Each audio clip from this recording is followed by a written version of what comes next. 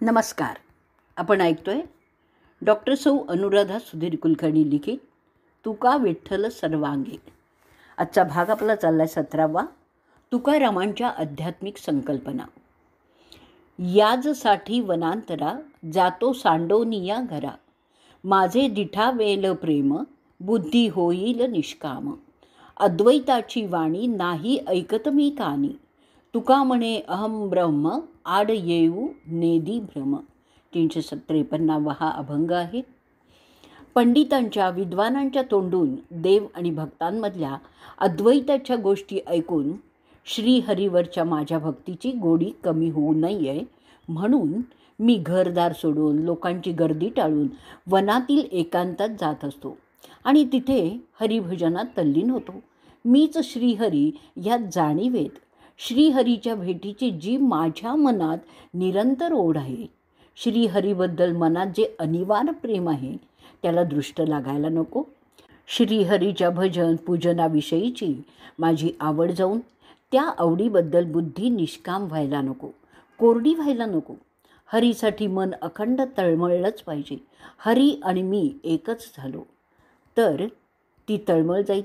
म्हणूनच मी देव भक्त यांच्या अद्वैताचे बोल कानाने ऐकतच नाही. मीच ब्रह्म या ज्ञानातील ज्ञातेपणाचा अहंकार मला श्रीहरीपासून खूप दूर घेऊन जाईल. तो भ्रम मी माझ्या भक्तीच्या आड येऊ देत नाही. या सुरेख अभंगातून अध्यात्माला कोळून प्यायलेल्या तुकोबांच्या निर्मल हरिभक्तीचं दर्शन होतं. देवभक्तांमधल्या अद्वैताचं त्यांना नुसतं ज्ञानच नाही तर त्याची अपरोक्षानुभूतीही त्यांना होती. पण तरीही त्या अनुभूतीची त्यांना गोडी नव्हती. कारण देव आणि भक्त या द्वैताविना भक्तिप्रेम फुलू शकतच नाही ना. ब्रह्मैक्य आत्माभेटीचे तळमळ, नामिलनाचा आनंद. ज्ञानेश्वरीत भगवंतांचं हृदभाव प्रकट करताना ज्ञानेश्वरांनी भगवंतालाही देव आणि भक्तांमधलं द्वैत किती हवंसं वाटतं याचं मनोरम वर्णन केलेलं आहे. ऐके द्वैताच्या ठावोची फेडी, ऐके द्वैताचा ठावोची फेडी, ते ब्रह्मविद्या कीजेल उघडी. तरी अर्जुनी पढी येई हे गोडी, नासेल हन. ज्ञानेश्वरीतला अध्याय 6 आहे आणि 113वी ओवी आहे. द्वैताचा ठाव ठिकाणा नाहीसा करणारी ब्रह्मविद्या जर पूर्ण प्रकट केली तरच अर्जुनाचं अर्जुनपण आपल्यात संपूर्ण विरून जाईल. तो जर मीच झाला तर मी एकटा काय करू? अर्जुन तर माझा लाडका आहे. या भावनेची गोडी मग कशी राहील? ज्याच्याकडे पाहता समाधान वाटतं, ज्याच्यापाशी तोंड भरून बोलावंसं वाटतं, ज्याला कडकडून आलिंगन द्यावंसं वाटतं, आपल्या जीवात न मावणारी गोष्ट ज्याला सांगावीशी वाटते, असा जीवाचा जीवलग माझ्यासाठी दुसरा तरी कोण आहे? कोण राहील माझ्यासाठी? या काकुळतीमुळे भगवंतांनी अर्जुनामध्ये आणि आपल्यामध्ये द्वैताचा पातळ पडदा ठेवलेला आहे असं ज्ञानेश्वर वर्णन करत आहेत. तुकारामांना सुद्धा याच कारणासाठी देव आणि भक्तातलं अद्वैत नकोसं वाटतं. अद्वैतो तो माझे नाही समाधान, गोड हे चरणसेवा तुझी. देवभक्तपण सुखाचा सोहळा, ठेवूनी निराळा दावी मज. तुका म्हणे आहे तुझे हे सकळ, कोणे एके काळे देई मज. 2884 हा अभंग आहे. देवा, आपल्यातलं द्वैत जाऊन आपण एक झालो तर मला त्यात सुख वाटणार नाही. मला माझ्या भक्तांच्या भूमिकेत कायमच राहून तुझी चरणसेवा करायची आहे, कारण तीच मला गोड वाटते. तुझ्यापासून मला वेगळं ठेवून तू देव आणि मी भक्त असा भक्तिसुखातला सोहळा मला पाहू देत. मला ठाऊक आहे की साऱ्या चराचरात तुझ्याशिवाय दुसरं काहीही नाही. सर्वत्र तूच भरलेला आहेस, माझ्यातही तूच आहेस. पण कधीतरी एकदा मला माझ्या मनाप्रमाणे देणगी द्यावी, तुझी दास्यभक्ती करू द्यावी. भगवंतांचं अद्वैत स्वरूप म्हणजेच भगवंताखेरीज दुसरं काहीही नाही. तुकारामांना मान्य आहे, पण हे अद्वैत स्वरूप न मोडताही भगवंत साकार झालेले आहेत. कारण भगवंताला देखील भक्तिसुख हवं आहे असं ते म्हणतात. अद्वयची द्वय झालेची कारण, धरिले नारायणे भक्तिसुख. अपरोक्ष आकार झाला चतुर्भुज, एकतत्व बीज भिन्न नाही. शून्य निरसूनी राहिले निर्मळ, ते दिसे केवळ विटेवरी. सुख घ्यावे नाम वदना ही चाड, सरिता वापी आड एक पाणी. तुका म्हणे मीच आहे तेणे सुखे, भेद नाही मुखे नाम गाता. 2879 हा अभंग आहे. अद्वय म्हणजे ज्यात दोनपणा नाही असा परमात्मा जगत स्वरूपात अनेक रूपांनी नटलेला आहे. कारण या नारायणाला भक्तीचं सुख हवं आहे. जो इंद्रियांच्याद्वारे जाणता येत नाही असा परोक्ष म्हणजे पर अधिक अक्ष म्हणजे परोक्ष, अक्ष म्हणजे डोळ्यांच्या दृष्टी कक्षेच्या पलीकडचा. परमात्मा भक्तांसाठी अपरोक्ष म्हणजे साक्षात दिसणारा चतुर्भुज आकार घेऊन अवतरलेला आहे. मात्र असं द्वैत त्यांनी स्वीकारलं असलं तरी त्याच्या मूळ एकत्वाच्या बीजात काहीही भिन्नता नाही. शून्यत्वाचा म्हणजेच मायेचा निराश करून जे निर्मळ स्वरूप उरलेलं आहे ते विटेवर प्रत्यक्ष दिसतंय. त्याचंच नाम मुखाने सदैव घ्यावं ही माझी इच्छा आहे. जसं नदी, विहीर, आड यांच्या पाण्यात फरक नाही आहे ना, तसंच सगुण आणि निर्गुण स्वरूपात एकच नारायण आहे. तुकाराम महाराज म्हणतात, भक्तिसुखाने भरलेल्या अंतःकरणाने देवाचं नाम घेतलं असताना द्वैत अद्वैत तत्वात काहीही फरक पडत नाही. भक्तीसाठी स्वतःला देवापासून अलग मानलं तरीही मूळ ब्रह्मैक्य म्हणजे सर्व ब्रह्ममयच आहे. त्यांनी ज्ञानी भक्तांना ज्ञातच असतं. पण ते ब्रह्मज्ञानापेक्षाही पराभक्ती श्रेष्ठ मानतात.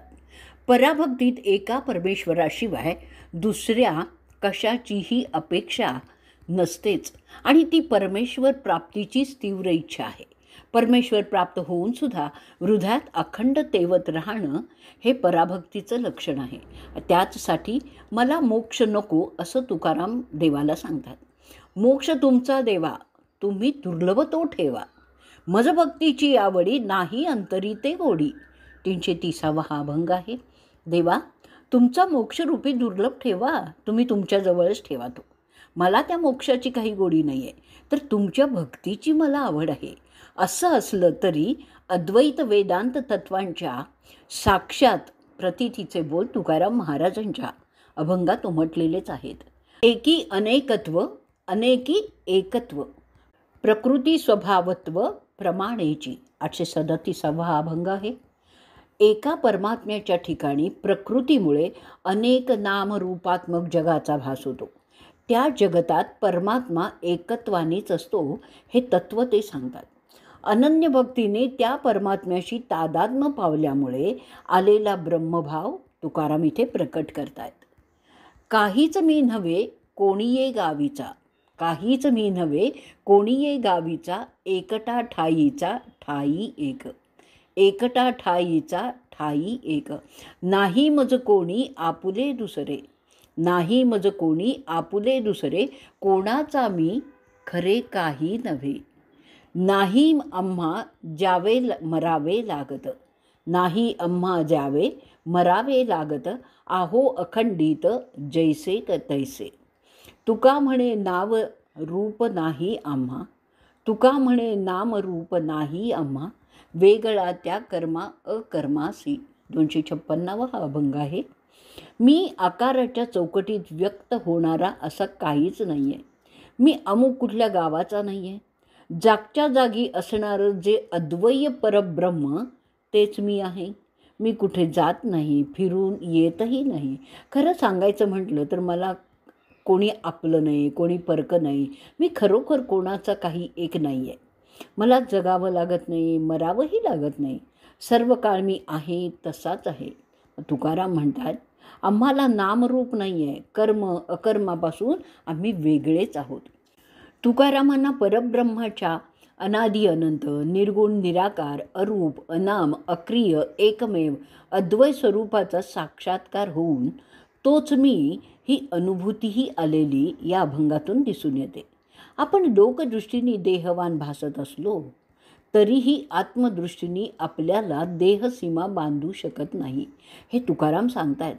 त्यांची देहासक्ती पूर्णतः गेल्यामुळे हे घडू शकते. बोलो अबोलपणे मरोनी या जीणे, असोनी नसणे जनी आम्हा. भोगी त्याग झाला संगीच असंग, तोडी येले लाग माग दोन्ही. तुका म्हणे नवे दिसतो मी तैसा, पुसणे ते पुसा पांडुरंगा. 237 हा अभंग आहे. निशब्द जे ब्रह्म त्याचेच आम्ही प्रतिपादन करतो. आम्ही देहबुद्धीने मरून परमार्थबुद्धीत जगत आहोत. आम्ही देहस्थितीने जगात असलो तरीही आत्मस्थितीने आमच्यासाठी जगच नाही आहे. विषयासक्ती नसल्यामुळे विषय भोगूनही आमच्याकडून त्यांचा त्यागच घडतो. सर्व संगात असूनही आम्ही निस्संगच आहोत. तुकाराम म्हणतात, ज्याप्रमाणे मी तुम्हाला दिसत आहे त्याप्रमाणे मी नाही आहे. माझं वास्तविक स्वरूप तुम्हाला खरोखर समजावं असं जर वाटत असेल तर तुम्ही ते पांडुरंगाला विचारा. पांडुरंगास विचारा म्हणजे पांडुरंगाला शरण जा. त्याचं चिंतन मनन करा. म्हणजेच हळूहळू आत्मस्थितीचा अनुभव येईल. मी माझेपण गेल्याखेरीज पांडुरंगाशी जवळीकच नाही. हे तुकाराम स्वानुभवानी सांगतायत. न देखोनी काही म्या पाहिले सकळही, झाले अवघिया परी मी हे माझे ठेले दूरी. 118 हा अभंग आहे. मी चर्मदृष्टीने काहीच पाहिलेलं नाही आहे, विषयांचा अनुभव घेतला नाही आहे, मात्र अंतर्मुख होऊन आत्मस्वरूपाचं समग्र दर्शन घेतलं आहे. जेव्हा देहविषयिक मीपणाच्या आणि देहसंबंधी स्त्री पुत्र गृहादिकांच्याबद्दल असलेल्या माझेपणाच्या वृत्ती दूर झाल्या तेव्हा अवघे मीच झालेलो आहे. सर्वांविषयी आत्मभाव निर्माण झाला आहे. यावरूनच लक्षात येतं की तुकारामांना भक्तिसुखासाठी देव आणि भक्त हे द्वैत हवं असलं तरी त्यांची अद्वैत वचनावर वेदांतावर दृढ श्रद्धा होती. शिवाय महत्त्वाचं म्हणजे त्यांच्या आध्यात्मिक संकल्पना केवळ शाब्दिक नव्हत्या, तर ते त्याप्रमाणे जगत होते. संत आणि पंडित यांच्यात हाच मोठा फरक आहे. संतांचे शब्द पोकळ नसतात, त्यांना स्वानुभवाचा भक्कम पाया असतो. शाब्दिक आध्यात्मिक ज्ञान आणि प्रखर साधनेने आलेला आध्यात्मिक अनुभव यातील महंत अंतर तुकोबांनी काटेकोरपणे सांगितलेलं आहे. देखण्याच्या तीन जाती वेठी वार्ता अत्यंती, पाहे सांगे आणि जेवे अंतर महदंथर तेवी. तुका म्हणे हिरा पारखी या मूढ गारा. 782 हा अभंग आहे. पाहण्याचे 3 प्रकार आहेत. एक नुसतंच दिसत आहे म्हणून पाहतो, फक्त वेठ बिगाऱ्यासारखा पाहणारा. दुसरा कोणीतरी सांगितल्यावरून त्याकडे पाहणारा. तिसरा अत्यंतिक आवडीने, तळमळीने, पोटतिडकीने, तीव्र तपस्येने आणि श्रद्धेने पाहणारा. अशा या पाहण्याच्या म्हणजेच जाणण्याच्या 3 जाती आहेत. अन्न पाहणं, अन्नाची हकीकत सांगणं, प्रत्यक्ष जेवणं यात महदंतरे आहे. अन्न नुसतं पाहणाऱ्याची किंवा त्याचं वर्णन करणाऱ्यांची तृप्ती होत नाही, पण अन्न खाणाऱ्याची मात्र तृप्ती होते. तद्वतच अध्यात्मज्ञानाच्या गोष्टी सांगून ऐकून त्याची अनुभूती प्राप्त होत नाही. प्रत्यक्ष कळकळीच्या साधनेने, तपश्चर्येने ती अनुभूती लाभते. तुकाराम म्हणतात, हिरा हा परीक्षकालाच कळतो, मूर्खांना तो गारेसारखाच दिसतो. योगी चराचरात भरलेलं आत्मचैतन्य अनुभवतो. मूढ संसारासक्त लोकांना केवळ जगताभास होतो. तुकारामांनी आपलं मन, बुद्धी, अहंकार, काम, क्रोधादी विकार विठोबाच्या पायी वाहिले होते. म्हणूनच त्यांना अध्यात्माची साक्षात अनुभूती आली. काम क्रोध आम्ही वाहिले विठ्ठली, आवडी धरली पाया सवे. आता कोण पाहे मागे परतोनी, गेले हरपोनी देह भाव. तुका म्हणे आम्ही विठोबाचे दास, करुणी ठेलो ग्रास ब्रह्मांडाचा. 1033 हा अभंग आहे. आम्ही आपले काम क्रोध विठ्ठलाला अर्पण करून त्यांच्या चरणांची आवड धरली आहे. आमचा देहभाव हरपून गेल्यामुळे संसार सुखाची आम्हाला अपेक्षाच नाही आहे आणि त्यामुळेच आता त्या संसाराकडे कोण वळून पाहणार. तुकाराम म्हणतात, आम्ही विठोबाचे एकनिष्ठ दास झाल्यामुळे सारं ब्रह्मांड मिळवलं आहे. हरीसारखेच आम्ही अनंत झालो आहोत. अशी ही तुकोबांची आध्यात्मिक संकल्पना आणि तिची साक्षात अनुभूतीच आहे. आजचा भाग आपण इथे संपवणार आहोत. उद्याच्या भागात आपण भेटी लागी जीवा हे प्रकरण पाहणार आहोत. जय जय राम कृष्ण हरी, जय जय राम कृष्ण हरी.